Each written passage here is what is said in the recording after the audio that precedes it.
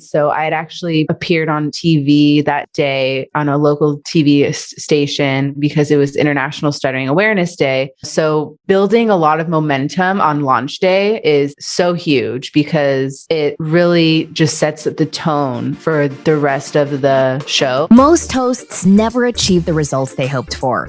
They're falling short on listenership and monetization, meaning their message isn't being heard and their show ends up costing them money. This podcast was created to help you grow your listenership and make money while you're at it. Get ready to take notes. Here's your host, Adam Adams. What's up, podcaster? It's your host, Adam A. Adams, and today's guest is a little bit different than some of the other guests that we'll have because many guests come onto the show and they started their podcast because they had a business and they basically wanted to just grow how much money they could make with the business. Maya Chupkov has a full-time job. She wanted to be an advocate. She wanted to make something happen she was passionate about. And she may or may not. It seems like there's a nonprofit coming up. And she's really excited where this might be taking her. And it could perhaps become her only career. I'm looking at the podcast right now. It's called Proud Stutter. And if you want to find it, you can easily type that in, Proud Stutter, or you can scroll down to the show notes and you can get Maya's full bio as well as the link to the podcast.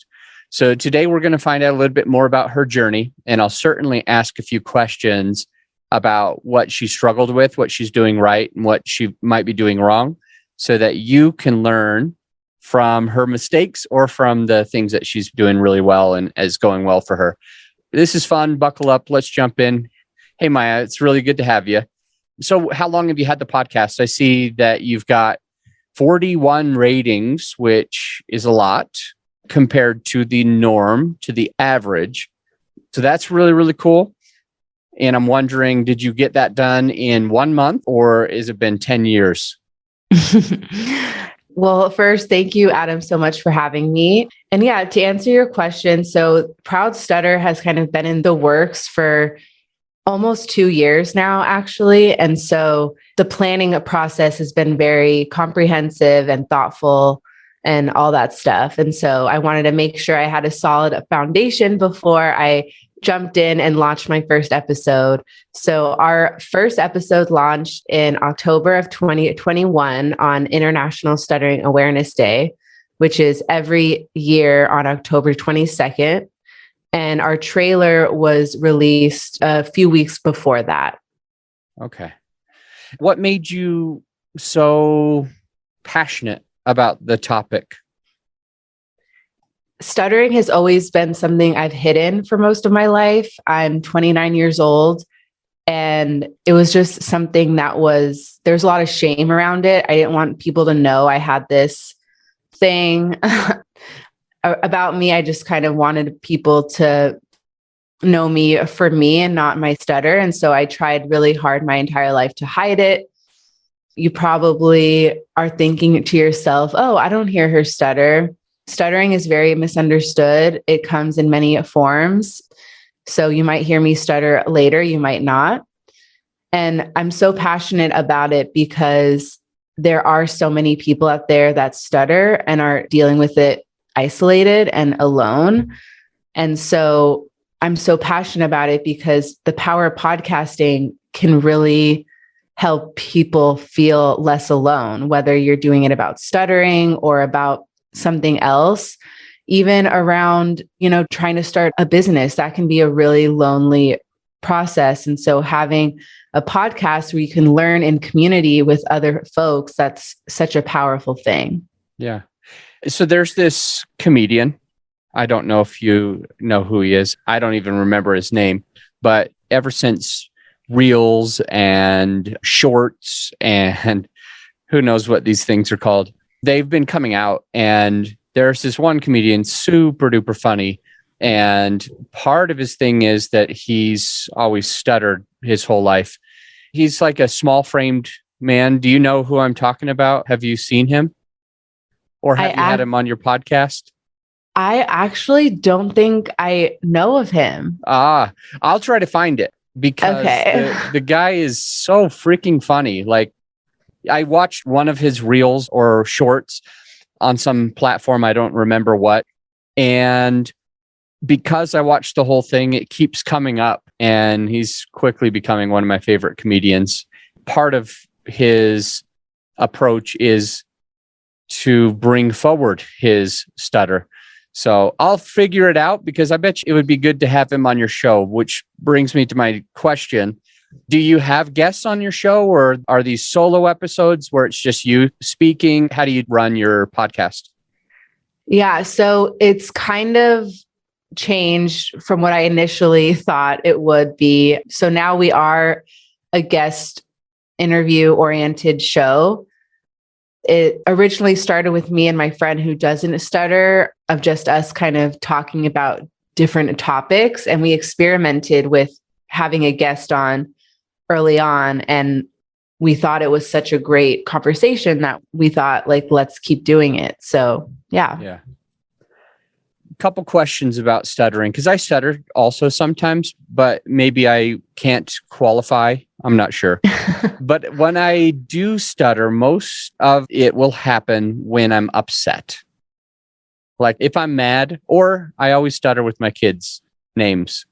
I call them my brother's name, the wrong son's name, back to some other name and it takes me forever. I'm like, Johnny, so I guess what qualifies as stuttering, and is there something that happens that makes people stutter more, like when they're emotional or anything like that?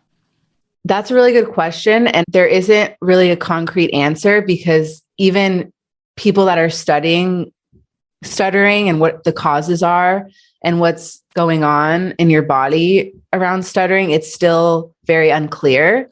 There are studies that show it has to do with genetics, how your brain is wired. There's also stuttering that can occur after trauma, or so more of that psychological onset.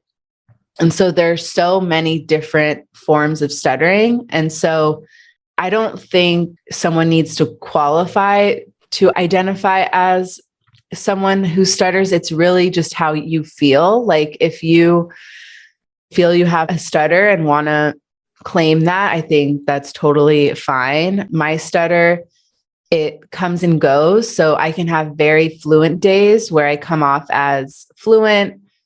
And then there's other days where I can't get a word out and it's very consistent. So inconsistent? It's very consistent. So it comes. Okay. Yeah. So I stutter a lot more. And that unpredictability can be very frustrating, because I could be thinking, oh, I'm going to have a very fluent day. And then I get up to do a speech or something, and it's like I start stuttering. And so, yeah, it can just be very jolting. And like, I kind of just have learned to do the best I can. But ever since I've come out about stuttering through my podcast, like if you Google me now, you automatically know that I have a stutter. And so that has been very easier on me pressure-wise, because I might be stuttering in front of a group of people and they're like, okay, what's going on with her? Is she nervous? And then maybe they look me up later and see that I stutter. And then they're like, oh, she just has a speech impediment. So I think it definitely helps me not feel as pressured to sound fluent, because I know there is that sense of like helping people understand me more. But it is very frustrating to be a woman who stutters, because there's so much pressure to like come off as confident and come off as a certain way, right? Just being a woman, sometimes I feel like I have to overcompensate and really show that, you know, I have it all together. And sometimes my stuttering can be seen as like a weakness or something. Yeah. One of the things that you were talking about is that somebody has seen you. They wondered, why is she stuttering? Is she nervous? They found out later that it's normal for you. It's something that you've been going through. And I was thinking, like, do you stutter more if you're nervous? Because I think I do. Like, I'm not trying to say I'm stutter all the time, but I think when I'm nervous is when it happens the most. And so does that happen for you, or are you just confident, cool, calm, and collected, and it's just coming out and you don't know why? Yeah, I mean, I definitely do stutter more when I'm nervous. I stutter more when I don't get enough sleep. So there is some physical and psychological things that can impact my stutter. But like, seriously, like ever since doing the podcast, I like talk so much. And so just talking, and it's almost like practicing, where since the podcast, and since I have to like force myself to like hear myself stutter all the time, my confidence now, it's just at such a higher level than it was before. And I think it's just because I'm so comfortable with my stutter now that it's when I get up on stage, I'm just so much more comfortable up there. And I think a lot of stuttering is tied to being uncomfortable. So another example of when I stutter more is if I'm, let's say, at a wedding or a fundraiser or somewhere where, you know, there's all these people I don't know and small talk is like kind of expected. Those situations, I stutter a lot more. And I think it's just because that uncomfortable environment. So if somebody stutters, do you recommend them starting a podcast, coming out, going to more weddings to practice, and to get into those uncomfortable situations to kind of help them hit it directly and, I guess, help them feel better about it? I think it's hard to recommend 1, 2, or even 3 things for someone to do if they are experiencing a stutter. I think the first question they should ask themselves, because even before asking yourself that, there's like, for me, I didn't even want to talk about stuttering. Like, I didn't even want to come to terms with it. So I wasn't even at the level of even coming to terms with it. So it does take that first initiation step to even, you know, ask that one question that I'm about to ask. So I think it's a lot. And there have been a lot of listeners of my podcast that have written to me and have said, I've steered away from even talking or thinking about my stutter until I heard your podcast, because it really just helped me get into a space where I could actually start thinking about it more. And so that's step 1. So I think the more we just hear more stories about stuttering, I think the more people will take that first jump of like, okay, I can think about it and not like hide away. And that was me until literally like 2 years ago.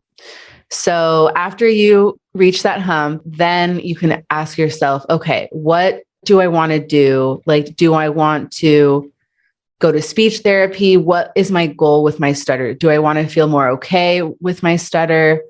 So just starting to like think about that, because there is speech therapy out there where they can help you, you know, feel more comfortable in your stutter. And if you want to like learn tools to try to hide it, like that's an option. For me, I don't want to hide my stutter. I want actually the opposite. Like, I actually want to stutter more, and I want to feel comfortable stuttering more, because I've reached the point in my journey where every time I stutter, it's an opportunity to educate people and for them to hear a stutter. And so the next time they interact with a stutter, they'll know what's going on.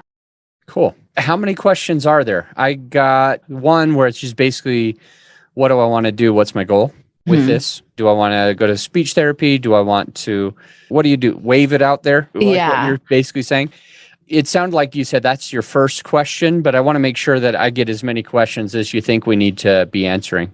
Yeah. So that's one question. And then another question is, do I want to like talk to someone in my life, like be that first person to just talk about it with? Like, you, depending on who you are, and like sometimes stutters, they haven't even had that conversation with a family member or a friend. And so, for example, one listener, she came out to her sister first. And so that really helped her having someone close in her life. And she's not ready to take that step yet with her whole family, but sometimes just identifying one person to have that coming out conversation with could be helpful as well. So that's number 2. And then number 3 is just like there's so many virtual stuttering groups where you can attend like for free via Zoom. And Proud Stutter does have a community of folks that come, once a month and either share or not share, but just being in a virtual space with other people who stutter could really help. And then the last thing, which surprisingly, ever since season 1, there have been people that have never talked about their stutter. And then they actually come on Proud Stutter and talk about it openly for the first time. And that is a true healing process because sharing your voice as someone who stutters, it's such an emotional, empowering way to just come to terms with your stutter and really experience that feeling of being who you are. So I got 4 things. Find out what your goal is. Find out what you want to accomplish, how you want this to look. Now, the second one is figure out who you want to talk with first, like in your family. Third is to find a community where you can connect with more people that are like-minded, like you can resonate with. And the fourth one, I guess, is to share your voice, like to really, you might have came out to a family member before, and now you are basically sharing your story with the world. And it's really liberating and helpful. Is that right? Yeah. Sweet. I like that. So you were starting a podcast. You were thinking about it a couple of years ago. You eventually got it started. I think you said it launched in October of 21. Is that right? Mm-hmm. That was the first? Okay. And I think as we're recording, you have about 20-ish episodes? Yeah. Okay. And you started, I think, doing more solos, but then you are now having listeners of the show come on the podcast.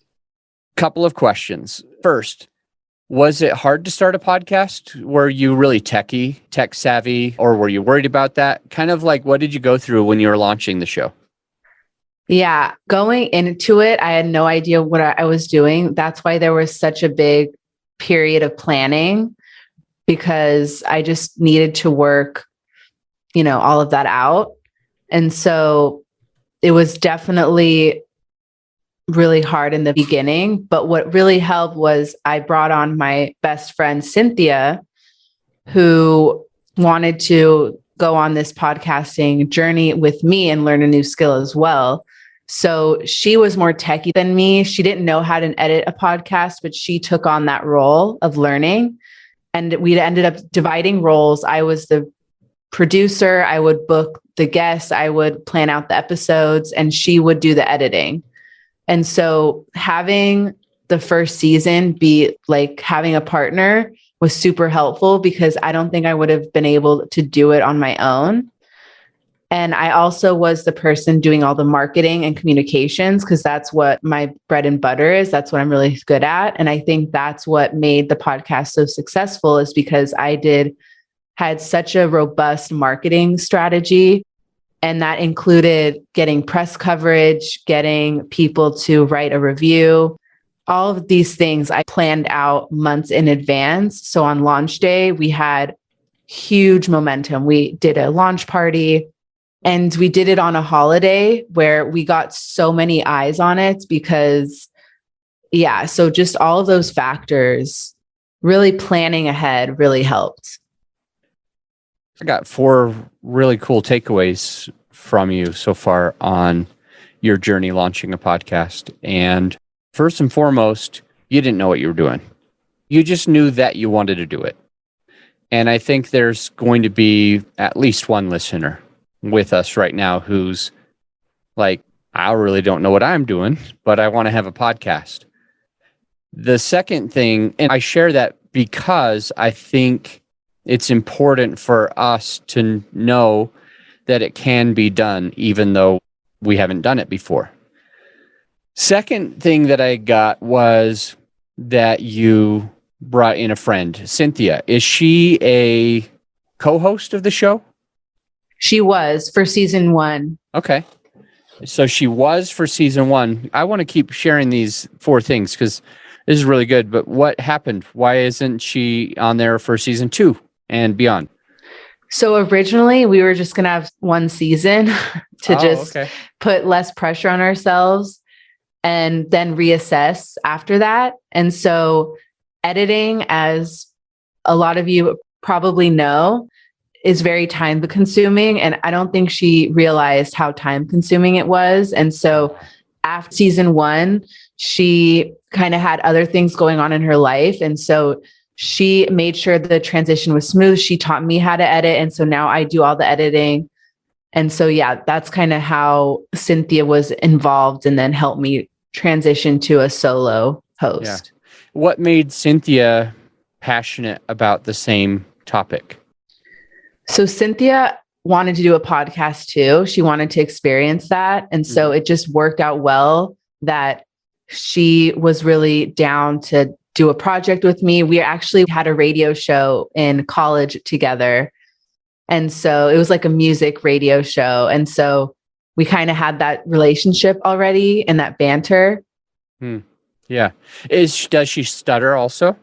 No. So what was really great about having her is it really distinguished us in the stuttering podcast world, because there are quite a few stuttering podcasts. But what really helped distinguish us from others, which is another tip, is you always have to try to carve out your own niche when there's other topics similar to yours around podcasting. We were the only podcast that had an outsider perspective. And so she was able to ask questions that I couldn't ask because she didn't stutter, and people loved having that outsider perspective. I love that. That's really cool. So if you were going to start a podcast, did you need Cynthia to give you more confidence in having a radio show?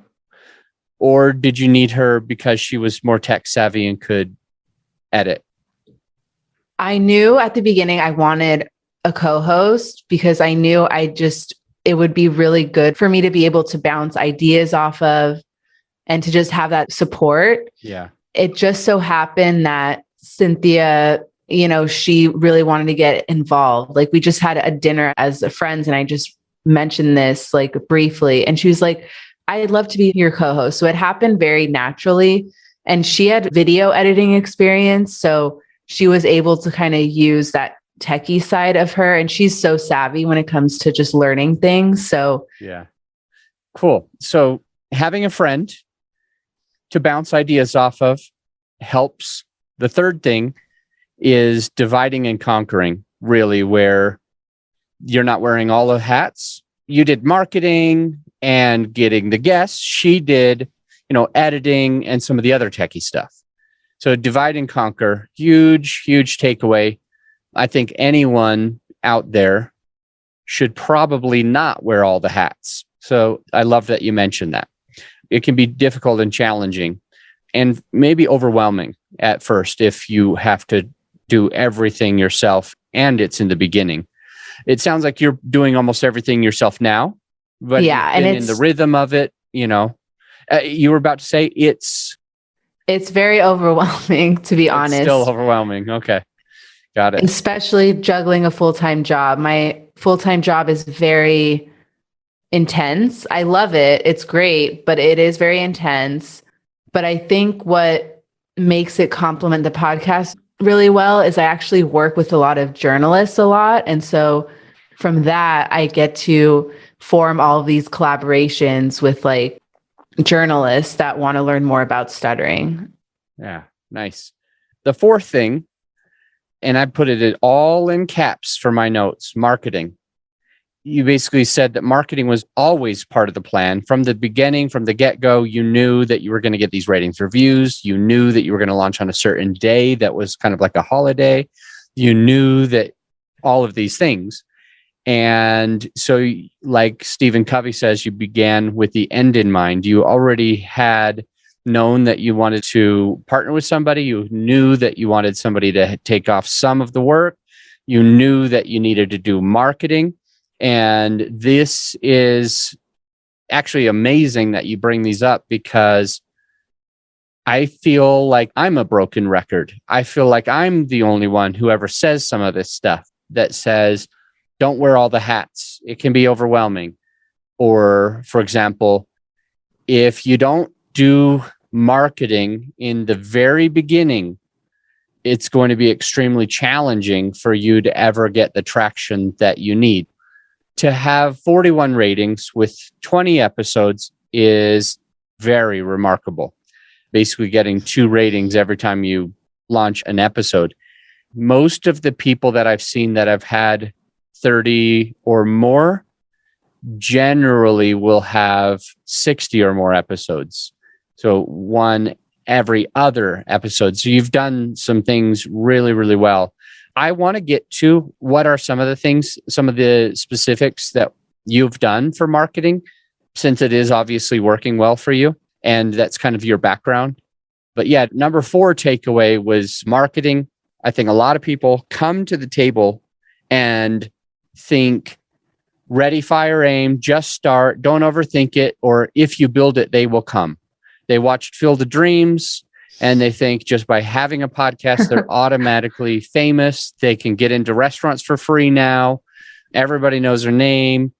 And it only works if you are putting fuel to the fire, if you're adding more wood to the fire.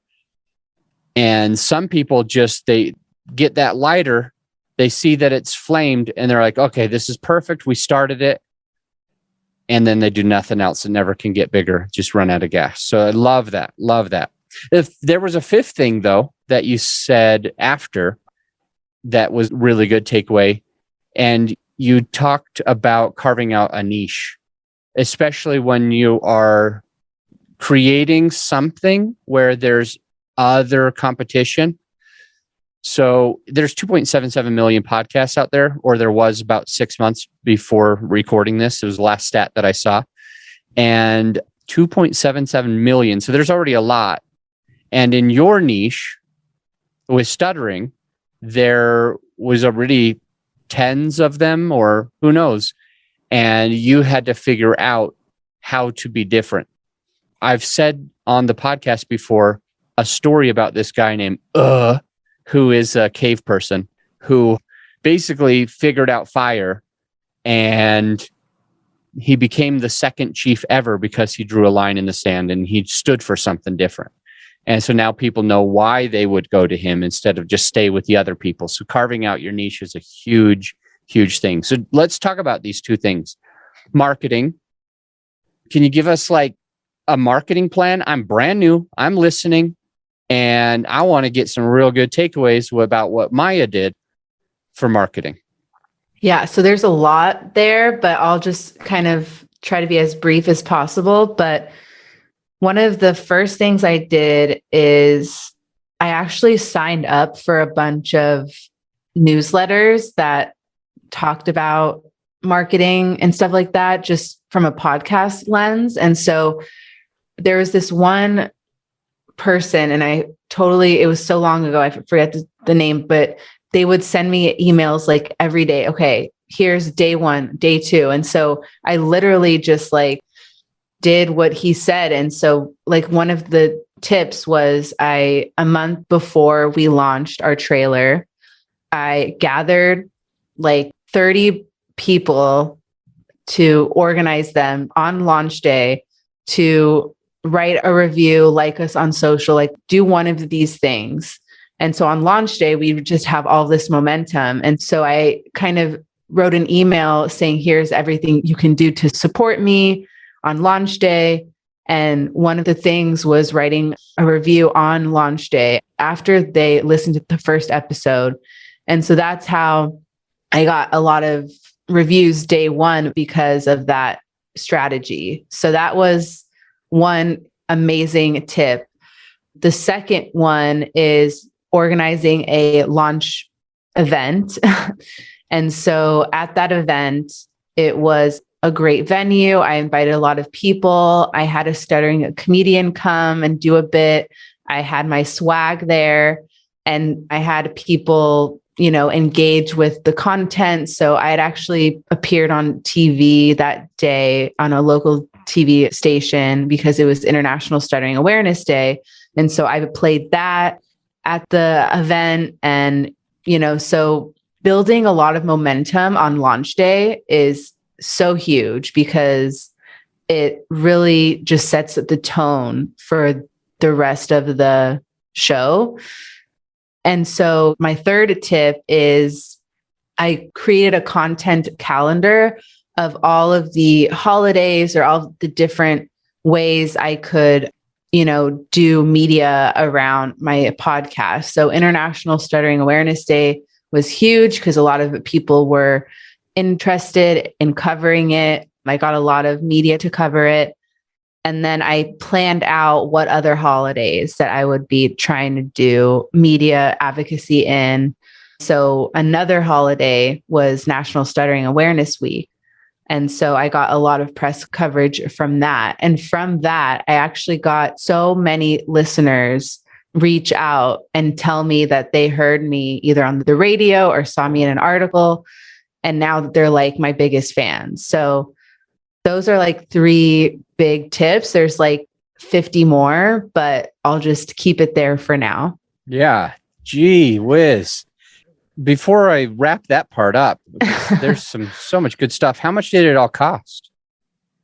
Like to get on TV, to organize this event?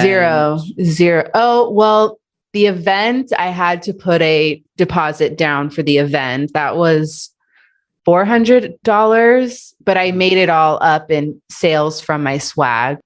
So it really was $0 just after that. Okay. But you had to make swag before you went. And so was there an investment in that where you were able to sell it? Yeah, there was an investment. It wasn't very big because I used my friends to help me out. And so we ordered all the t-shirts and hats and stuff, which wasn't that much. And then they actually did the actual embroidery themselves at their homes.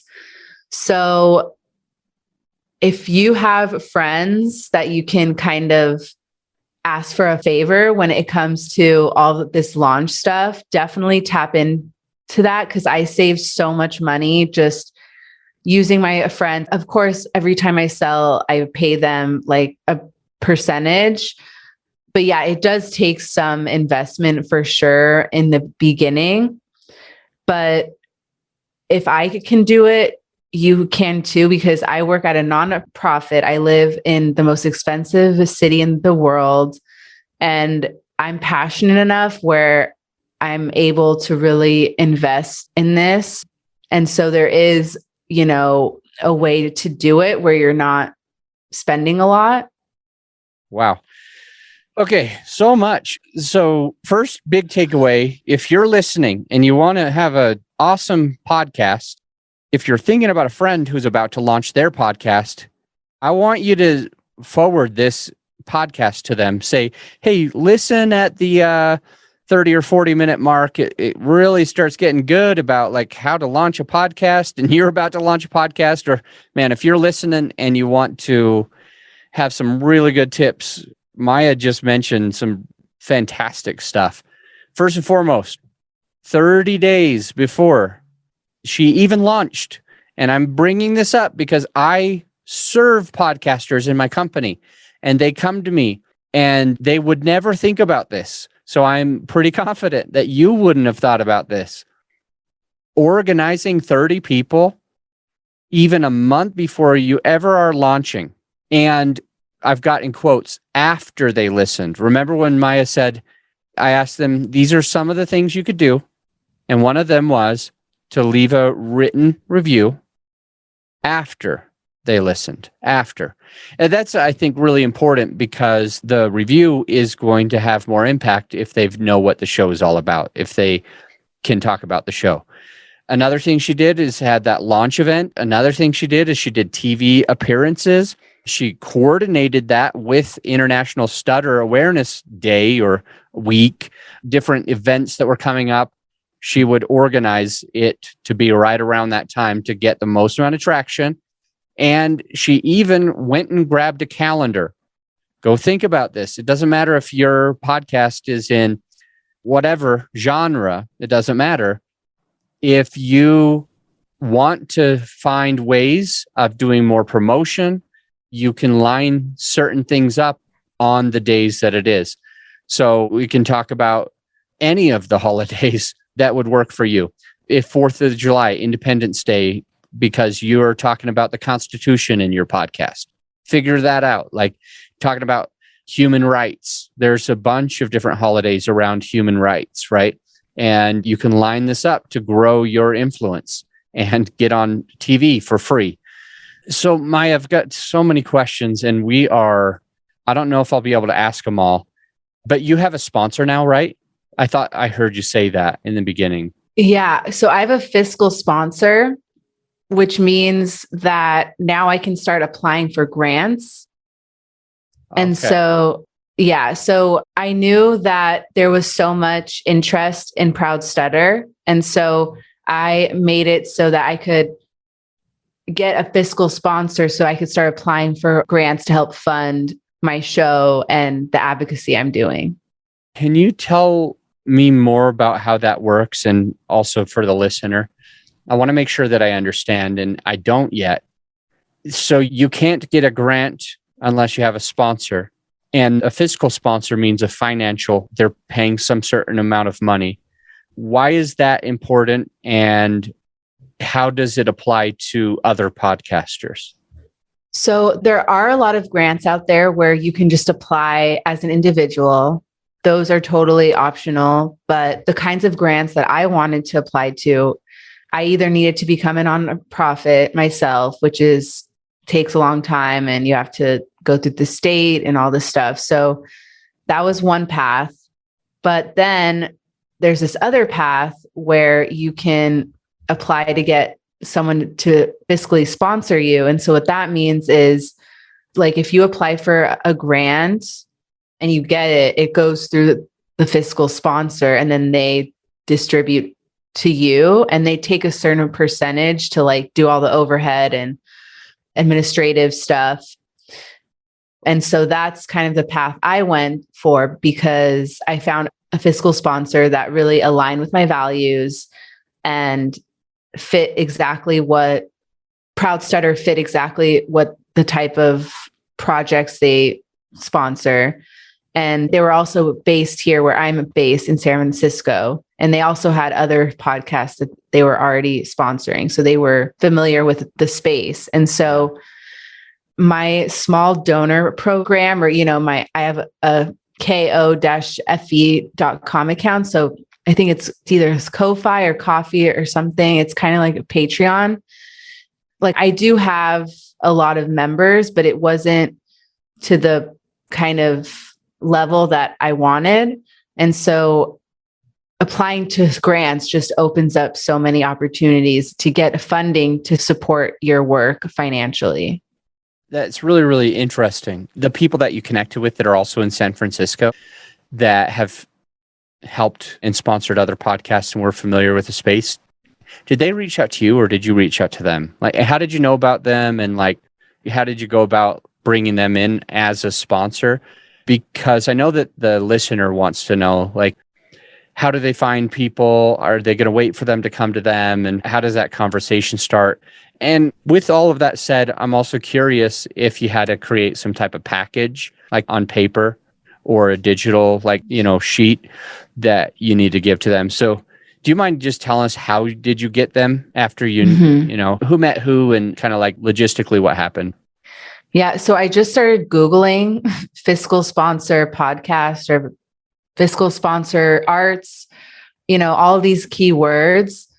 And I wanted it to be local as well. So I also typed in San Francisco, and this organization was one of the first things that popped up. And I also researched others as well, but they took the least amount of percentage. And so that was really important for me too. So they would take 10% of any grant I would get. And so I looked at their website, I downloaded the application, filled it out, sent it in, and then they sent me an email. We did an interview just to make sure it was a good fit. And then it happened. It was very fast, although I had been thinking about a fiscal sponsor for about 5 months before I decided to do it because it was time consuming. A lot of the questions they ask, it's like if you don't have it already in your head, it's really hard to kind of be authentic about it. And so I already did all of this vision planning way ahead of time. And so I was able to really knock out an application quickly. So that's kind of how the process was. But a lot of fiscal sponsors, it's not that quick. I think I got really lucky for finding an entity that supported projects like mine. And it did have to have kind of like a social justice type of lens. So I think all of those things just really helped me. Yeah. Well, I don't know if I'm ready to agree with you that you got lucky. I feel, and I've noticed this in you since before we started to record, and it grows every time you talk about any part of your podcast. When you talk about marketing, you have a lot of planning and preparation. When you talk about the sponsor, there's a lot of work that went into it. There was a lot of Googling this term, this other term, this city, that city. You had a whole bunch of people in front of you. In a way, I think we kind of make our own luck, and it's a really good takeaway for the listener, I think, to understand how passionate you are and how hard you work, because luck is like when preparation meets, I don't remember the quote, luck is when preparation meets, whatever. You're open to it. You're looking for it. You know what it looks like. And you're doing a shit ton of work to make sure that it can happen. So I'm not ready to say you got lucky. I think you've got a quality that the rest of us need to use in our lives, which is hard work and dedication to anything that we're looking for, to launch a podcast, to partner with somebody, to do more marketing, to find our niche, or to find a paying sponsor or grants. It's like remarkable how much effort you put into things to make sure that they happen. And if you didn't, quote, get lucky with this company, you would have got lucky with another company because you work so hard at it. So I want to know if you could tell us in like 30 seconds or less so we can jump off before our next calls. What did you do to carve out your niche for your podcast? Like, you see all these other stuttering podcasts. What is the simplified way that you were able to find your uniqueness? I know it was building community with both the stuttering community and those outside of the stuttering community, because I think what I've seen in the stuttering world is that it's kind of a bubble, and not a lot of stuttering organizations, for example, partner with other organizations outside of stuttering. And so I want a Proud Stuttered to be about, first and foremost, people who stutter, but also how can we build community and build a movement with other movements outside stuttering, because we're more powerful together. And so that's why for season 2, just because Cynthia is not there anymore, we're doing something new where each episode will have a co-host that doesn't stutter from another area of life to help me interview the guest who stutters in an effort to build community, build allyship, so we can really start to shift views about stuttering. Yeah. Awesome. That is so freaking badass. I love it. It's remarkable what you're doing, how you're doing it. And I hope that the listener has all of these takeaways, the 4 questions you need to ask, the strategy of getting this done, even though you hadn't done it before, all of these tips out of the dozens of things you may have done, but like these 3 or 4 main things that you think really help the podcast, and then how to carve out a niche and how to find a paying sponsor, and something that's brand new to the podcast, never been brought up ever, is getting grants. Also, not just having a sponsor, but also being able to get grants, which is just really, really cool. And I appreciate you sharing your story with us, sharing your passions with us, sharing us what you did right. And I think that I'm going to leave this knowing some more, and I think the listener will too. So Maya, thank you. If you're listening and you don't want to do your podcast stuff on your own, Grow Your Show can help you. Just go to growyourshow.com. And also in the show notes is Maya's bio, her website, and the podcast. So if you want to jump on over there and join her movement, remember, you've got to have your movement. Go and join the movement and give her an honest rating and review after you've listened. We'll talk to you on the next episode. This is serious. Don't go. Now that you've gotten whatever value that you feel that you got, the actionable takeaways, you need to implement the stuff that you learned. If you remember me talking about bird church once, and they learn how to fly, and then they walk home, I don't want you to walk home. I want you to fly home. So take the steps, take the actionable steps for your benefit so that you can become a better podcaster. That's the only thing that I ask of you. And I'll see you for more actionable tips on the very next episode.